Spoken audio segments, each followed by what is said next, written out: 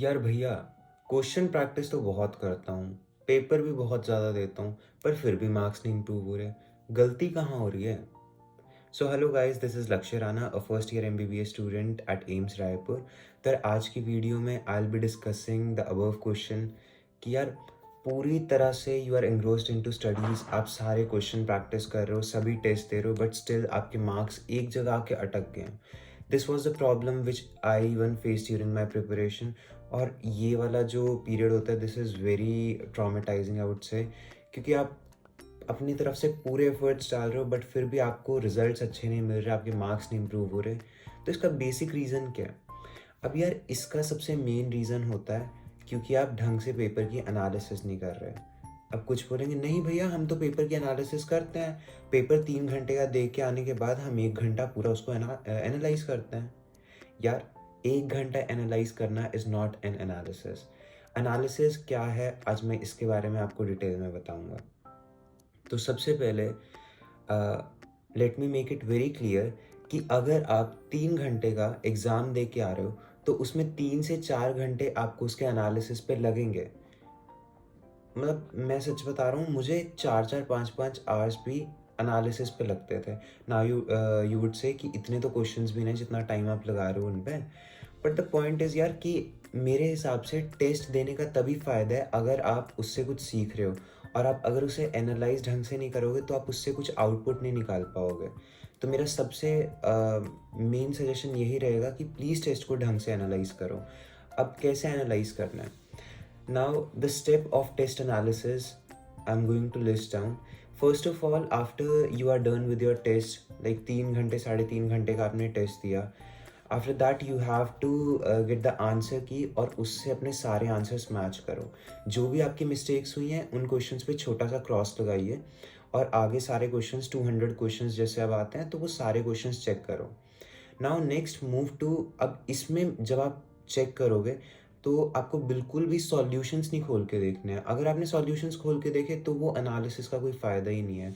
तो वही बात है, फिर मार्क्स नहीं बढ़ेंगे। अगर आपको मार्क्स बढ़ाने हैं तो जो मैं बता रहा हूँ उस ऑर्डर में फॉलो कीजिए। आपने अपना टेस्ट पेपर दिया, उसके बाद आपने आंसर की से आंसर्स चेक किए, अपनी गलतियों को मार्क कर लिया। Now the very next step is कि आप 1 से लेके 200 तक सारे क्वेश्चंस को आराम से बैठ के एक एक क्वेश्चन को रिव्यू करना स्टार्ट करो।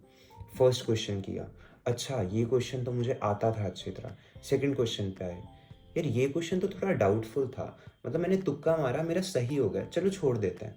यही मेंटालिटी है जो मैक्सिमम नीट एस्पिरेंट्स को सिलेक्शन से दूर लेके जाती है। ये जो गेस वर्क वाले आंसर्स होते हैं ना, यही क्वेश्चंस जाके नीट के एग्जाम में फंसते हैं। ये मत सोचना कि जो आप गलतियां कर रहे हो वो नीट में फंसेंगी, क्योंकि वो अल्टीमेटली आप सही कर ही लोगे। बट द पॉइंट इज जो आप गेस वर्क कर रहे हो, ये सबसे खतरनाक चीज़ है। इसे अगर आपने सही टाइम पे नहीं पकड़ा तो ये एंड में बहुत आपको परेशान करेगी। और आई फ्रॉम माई पर्सनल एक्सपीरियंस, जो आप ये सोच के जाते हो ना यार ये तो ठीक है, गेस वर्क से हो गया आंसर, वही क्वेश्चन नीट में रिपीट होते हैं। तो अ, अगर आप मतलब आपने एग्ज़ाम दिया, उसको आप 3 अब कैटेगरीज़ में क्वेश्चंस को डिवाइड करना है। क्या-क्या कैटेगरीज़ रहेंगी? फर्स्ट कैटेगरी, आपको अच्छी तरह वो क्वेश्चन आते हैं, आप 100% श्योर हो उसको, मतलब उसका हर एक कंसेप्ट अगर आपको थोड़ा घुमा के भी क्वेश्चन दिया जाए उस कंसेप्ट पे तो आप बना लोगे। तो उस टाइप के क्वेश्चंस को आपको नहीं छेड़ना है, जस्ट कीप इट सेपरेट, आप उसे छोड़ सकते हैं, you don't need to review it again. Now next, अगला जो कैटेगरी आएगी वो है जो आपके गलत हुए हैं क्वेश्चंस। अब गलत होने में भी फर्दर 2 कैटेगरीज बन सकती हैं। एक ऐसे जो आपका सपोज कैलकुलेशन एरर हो गया, तो इस टाइप के क्वेश्चंस को हालांकि सिली मिस्टेक्स बोल देते हैं, विच आई बी डिस्कसिंग फर्दर। बट हाँ चलो, ये वाला आपने वापस सॉल्व किया, आपको सही आंसर मिला, you can again leave it. दूसरा डिवीजन है जो आपको गलत ही हुआ वापस सॉल्व करने पे भी, एक और बार आपने ट्राई किया पर वापस वो गलत हुआ। तो इस टाइप के क्वेश्चंस को आपको अच्छी तरह एक बार इसका कंसेप्ट समझो, वापस ट्राई करो, नहीं बन रहा तो जाके एक बार टीचर के पास जाओ। अब कोई भी क्वेश्चन करने का यार देखो, अगर आप चाहते हो ना कि आप कुछ क्वेश्चन से सीखो तो सीधा टीचर के पास मत भागना, वो तो एकदम से आपको बता देंगे कि हाँ हाँ ऐसे होगा, आपको भी लगेगा अरे ये तो बहुत ईजी था। बट द पॉइंट इज आप उसे कम से कम 2-3 बार खुद ट्राई करो कि यार मैं कर पाऊँ, मुझे टीचर की हेल्प ना लेनी पड़े इनिशियली। जब आपके पास और कोई ऑप्शन ना बचे, आपको नहीं समझ आ रहा, देन गो टू टीचर। फिर वो आपको अच्छी तरह समझो वहाँ पे और ट्राई टू अंडरस्टैंड कि आप कहाँ पे गलती कर रहे थे। तो ये होगी हमारे रॉन्ग क्वेश्चंस की division. Now coming to guess work वाले क्वेश्चन, यार ये इसमें I would specify this is the danger zone. Make sure कि आप ये गेस वर्क वाले क्वेश्चंस को बहुत अच्छी तरह करो, क्योंकि यही क्वेश्चन होते हैं जो यार आपके मतलब जो ये गेस वर्क वाले क्वेश्चन है ना, इसमें आपका कुछ हद तक कंसेप्ट सही होता है। I won't say you are zero at that. वो आपका कंसेप्ट हल्का फुल्का सही है, तो उसके बेसिस पे आपने गेस वर्क किया और वो सही हो गया। अब मैक्सिमम बच्चे क्या करेंगे, छोड़ देते हैं। यही सबसे बड़ी दिक्कत होती है। आपको उस क्वेश्चन को भी अच्छी तरह पूरा सॉल्व करने का ट्राई करना है। If in case you are not able to solve, again approach your teacher, वही आपको गाइड कर पाएंगे। ये 3 डिविजन्स में हर एक 1 से लेके 200 तक हर एक क्वेश्चन को आपको डिवाइड करना है। और जो आपको आपके जो क्वेश्चंस गलत हुए हैं या जो आपके गेस वर्क से सही हो गए, उन क्वेश्चंस को आपको एक अपनी मिस्टेक नोटबुक बनानी है जिसमें आपको नोट डाउन करना है। ये मिस्टेक नोटबुक आपको हर एक जो कंसेक्यूटिव टेस्ट होगा उससे पहले रिवाइज करके जानी है।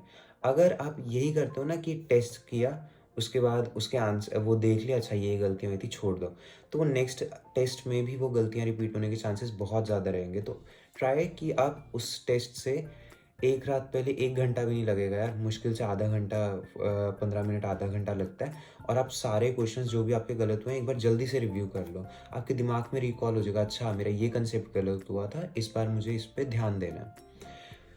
ये थी बेसिक डिवीजन और स्टेप्स जो आपको फॉलो करने हैं। अब now coming to the second most problematic thing, silly mistakes. यार ये सिली मिस्टेक्स कह कह के बहुत बच्चे अपने आप को डिफेंड करने की कोशिश करते हैं। यार ये तो सिली मिस्टेक हो गई थी, वरना तो मुझे इसका कंसेप्ट तो अच्छी तरह आता था। यार let me make it very clear, अगर आपकी सिली मिस्टेक्स हो रही हैं, यही सिली मिस्टेक्स नीट में भी होंगी। और सिली मिस्टेक्स का सबसे सोल रीज़न है कि आपने क्वेश्चन प्रैक्टिस ढंग से नहीं की है। आप मानो या ना मानो, अपनी क्वेश्चन प्रैक्टिस को अगर आप नहीं बढ़ाओगे तो ये सिली मिस्टेक्स कभी सही नहीं हो पाएंगी। Silly mistakes is just an excuse जो हम देते हैं। ऐसा नहीं है सिर्फ आप लोग दोगे, मैं खुद भी देता था, but at the end I realised कि यार अपनी ही गलतियों को क्यों छुपाना है, क्यों ही अपने आप को दूसरों को प्रूव करना है कि नहीं ये मेरे से सिली मिस्टेक हुई थी, वरना मुझे आता था कंसेप्ट, क्यों किसी को प्रूव करना है। आपको खुद पता है ना कि आपसे तो गलती हुई है, इसमें आपके क्वेश्चन प्रैक्टिस की कमी है। उस टॉपिक पे जाके क्वेश्चन प्रैक्टिस बढ़ाओ अपनी।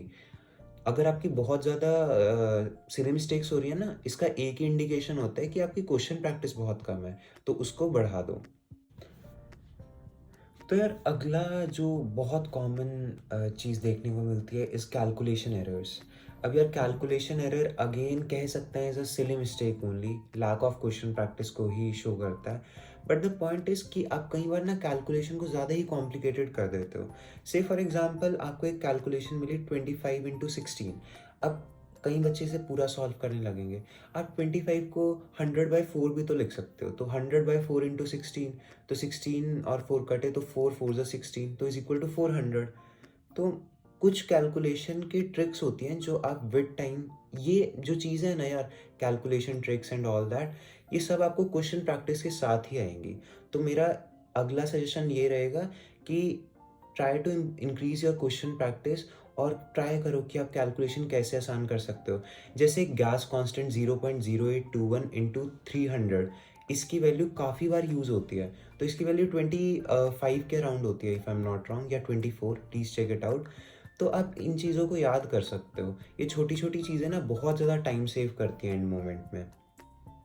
अब नेक्स्ट पार्ट, देखो बाकी फिज़िक्स और केमिस्ट्री की ये 3 डिविजन्स मैंने बताई, उसमें आपको फिगर आउट करना है, फिर आपको अपना कैलकुलेशन एरर्स देखने हैं, सिली मिस्टेक्स देखनी है।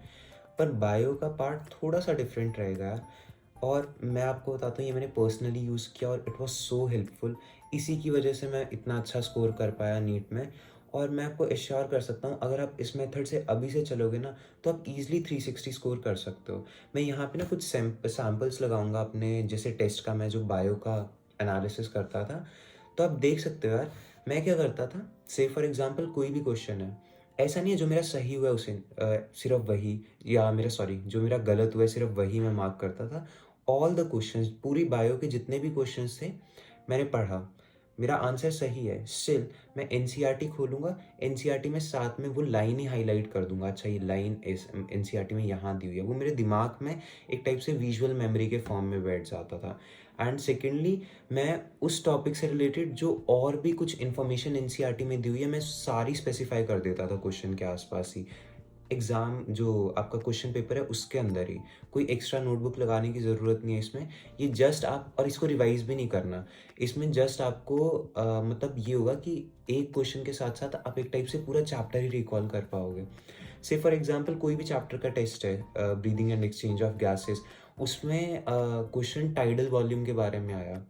अब टाइडल वॉल्यूम के साथ-साथ आपका वो सही हो गया आंसर, बट स्टिल आप क्या कीजिए, टाइडल वॉल्यूम वाले क्वेश्चन के साइड में ही आप सारी वॉल्यूम्स की वैल्यू लिख दो कि ईआरवी क्या होती है, आईआरवी की वैल्यू क्या होती है, फिर एक्सपीरेटरी कैपेसिटी क्या होती है।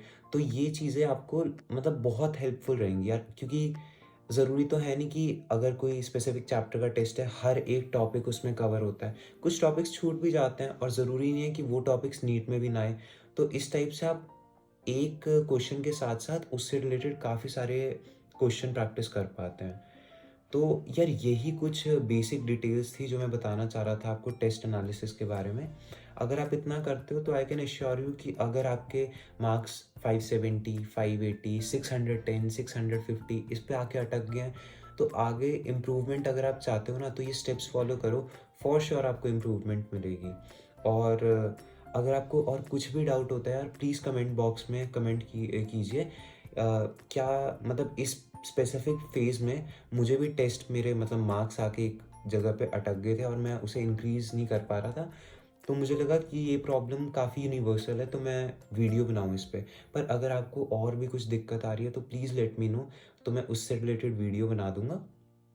और अगर आपको वीडियोस थोड़ी भी हेल्पफुल लग रही हैं तो अपने फ्रेंड्स के साथ भी शेयर कीजिए, and don't forget to hit the like button and also subscribe my channel if you don't want to miss any upcoming video. So that was it for today's video.